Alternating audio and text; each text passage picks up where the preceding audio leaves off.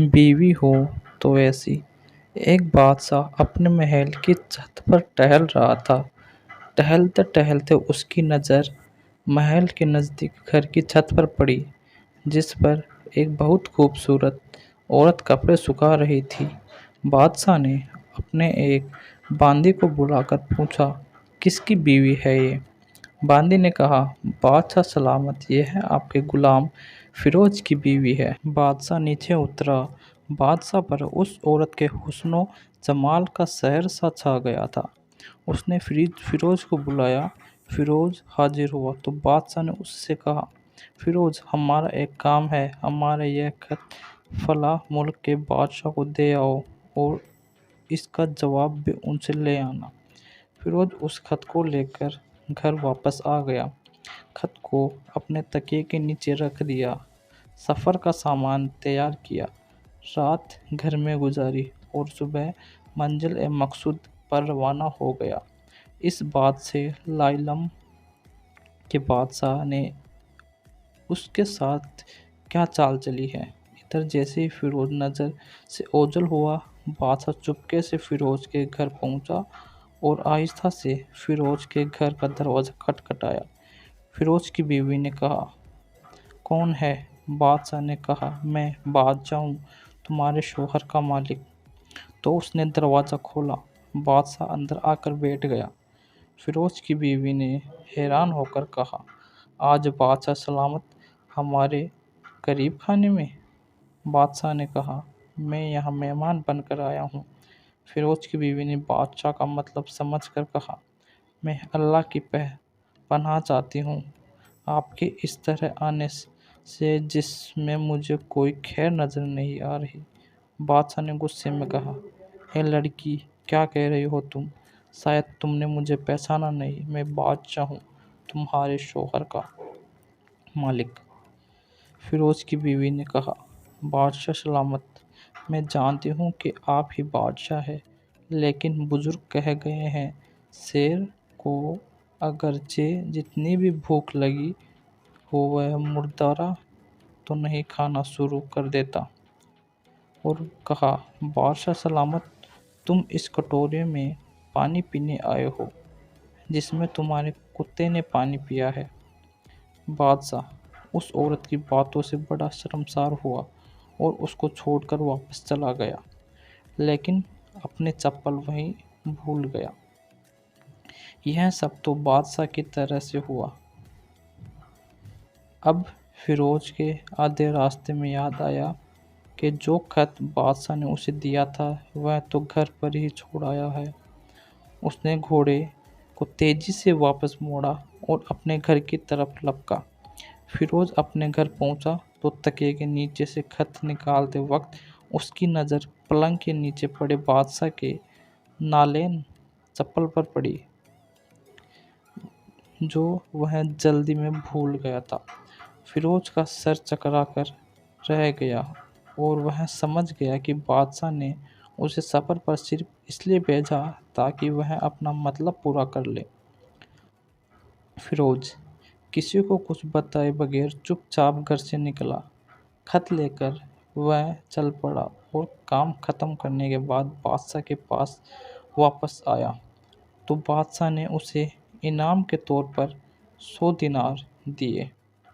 फिरोज दिनार लेकर बाजार गया और औरतों के इस्तेमाल की कीमती कपड़े और कुछ तोहफ़े भी खरीद लिए। घर पहुंचकर बीवी को सलाम किया और कहा, चलो तुम्हारे मेके चलते हैं। बीवी ने पूछा, यह क्या है? कहा, बादशाह ने इनाम दिया है और मैं चाहता हूँ कि तुम यह पहनकर अपने घर वालों को भी दिखाओ। बीवी, जैसे आप चाहे। बीवी तैयार हुई और अपने वालिदैन के घर अपने शौहर के साथ रवाना हुआ। दामाद और बेटी और उनके लाए गए तोहफ़े को देखकर वह लोग बहुत खुश हुए। फिरोज बीवी को छोड़कर वापस आ गया। 1 महीना गुजरने के बावजूद ना बीवी का कुछ पूछा और ना उसको वापस बुलाया।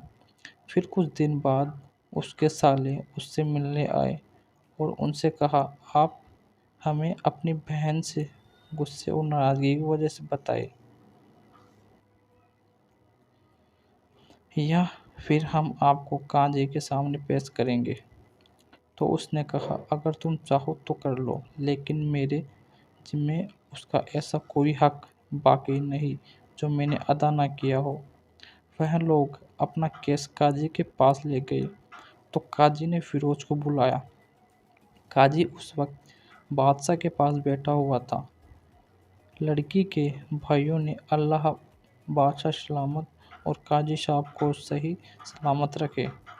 قاضی صاحب، ہم نے ایک سبز باغ، درخت پھلوں سے بھرے ہوئے اور ساتھ میں میٹھے پانی کا کنواں اس شخص کے حوالے میں دیا تھا، تو اس شخص نے ہمارا باغ اجاڑ دیا اور سارے پھل کھا لیے، درخت کاٹ لیے اور کنویں کو خراب کر کے بند کر دیا۔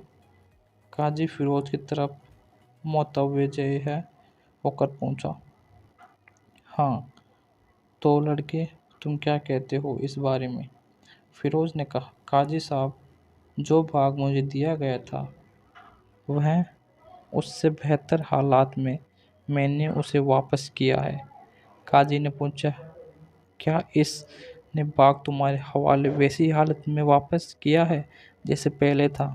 انہوں نے کہا، ہاں، ویسی ہی حالت میں واپس کیا ہے، لیکن ہم ان سے باغ واپس کرنے کی وجہ جاننا چاہتے ہیں۔ قاضی نے کہا، ہاں فیروز، تم اس بارے میں کیا کہنا چاہتے ہو؟ فیروز نے کہا، قاضی صاحب، میں باغ کسی بغض یا نفرت کی وجہ سے نہیں چھوڑا، بلکہ اس لیے چھوڑا کہ ایک دن جب میں باغ میں آیا تو اس میں نے شیر کے پنجوں کے نشان دیکھے، تو مجھے خوف ہوا کہ شیر مجھے کھا جائے گا۔ اس لیے شیر کے اکرام کی وجہ سے میں نے باغ میں جانا بند کر دیا۔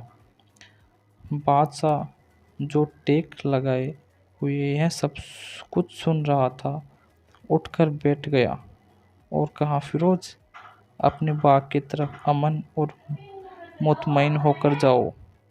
اللہ کی قسم، اس میں کوئی شک نہیں کہ شیر تمہارے باغ آیا ہے، لیکن وہ وہاں پر نہ تو کوئی سر چھوڑا سکا اور نہ کوئی پتا توڑ سکا اور نہ ہی کوئی پھل کھا سکا۔